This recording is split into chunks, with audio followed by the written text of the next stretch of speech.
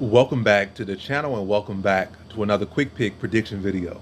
In this video, I'll be predicting the heavyweight bout between Aleksei Oleinik versus Ilir Latifi. And I'm gonna go high confidence Ilir Latifi. So first off, age is a big factor, but is it truly as big a factor as it could be? If Ilir Latifi was like 30 to 35, I was like, this is super locking in. The man 30, 35, in his prime, still getting better and whatnot. And he going in with like a 45-year-old Oleinik. But the thing is, Ilir Latifi, I said, why am I talking like this? Ilir Latifi is 39 himself, so still like 6 years younger, but he ain't the youngest spring chicken either. This may be heavyweight, but still, not the youngest spring chicken either.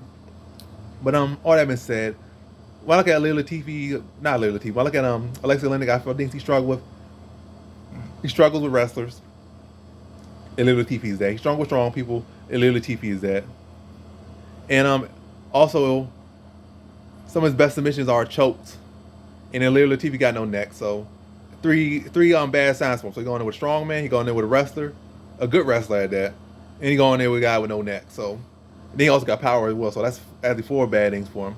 And striking wise, I'm not gonna say any guy's a better striker. Maybe a couple years ago I would say Oleinik by a little bit is a better striker, but right now his striking looks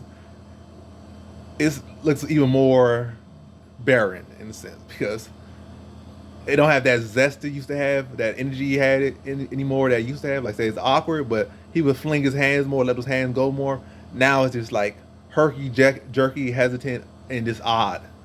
And don't really got the sting he had maybe a couple years back. Like look at the first Word Doom fight, the first round. Like he was letting those hands go.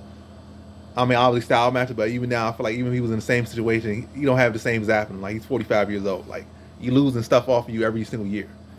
And it's not like he's been taking the best condition of himself. He's been knocked out several times since then and stuff. So it's age, it's wear and tear. Like he's not the same.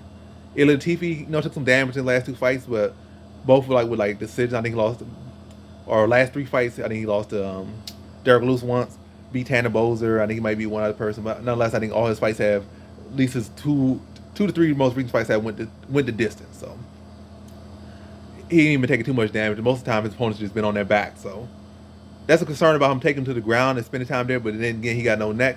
And also the people that not Ilir Latifi, but Oleinik have been submitted have not really been the most stellar dudes. And you can say, oh, Mark Hunt's pretty decent, but he kind of hurt Mark Hunt prior to that. And then again, Mark Hunt has never really had the best submission defense ever, to be honest. So that's another thing there. But I think Ilir Latifi is pretty confident on the ground.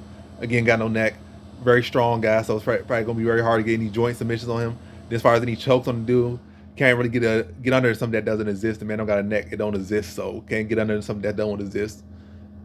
And yeah, I just feel like the strength and size is gonna be too much for him. And I just feel like Oleinik gonna try to let his hands go, probably get cracked with some big shots, get stumbled a lot, wobbled a lot, and just get really shut out. Like I said, he gonna let his hands go. He gonna try to make it a fight. He gonna make it a fight. But I just feel like he gonna be trying to find those doorways, but those doors gonna be locked, or they're gonna come with batter rams come in when he try to come from one side and just pushing him off his balance. So try to let his hand swing, probably get caught with an overhand, big, powerful, forceful overhand, get dropped or stumbled. Then try to go for leg locks and just get sprawled on heavy. I actually feel like that's what it's going to end. He's going to get sprawled on heavy, just get like 240 pounds, just drop right on his neck, smush down, hit with some shots, then probably push to his back and land some more ground pound, get knocked out. Like I'm saying, I'm going to say first round. Nah, second round. I'm going to say second round. First round probably a little bit awkward. Both guys not really letting their hands go too much. TV just being a lot more explosive, a lot more powerful, and cracking with the bigger shots and getting the bigger response. But like I said, Oleinik still being game, let his hands go at times, and at least attempting some takedowns and trying to make something work. Then the second round, same repeat, but now like those shots stinging more, lingering more, and now Oleinik just go into desperation mode. I gotta get this to the mat and just go all out, probably heavy on a single, and Ilir Latifi just sprawl right heavy on top, crack like this, break his grip like instantly, just fall heavy right on that, like right heavy on that single, like break right through his grip, and just like ground and pound and get him out of there in that second round. Touch him a couple of things, get him to shoot, sprawl heavy, and then just well on him and get him out of there second round. So in this one, I got Ilir Latifi via second round TKO.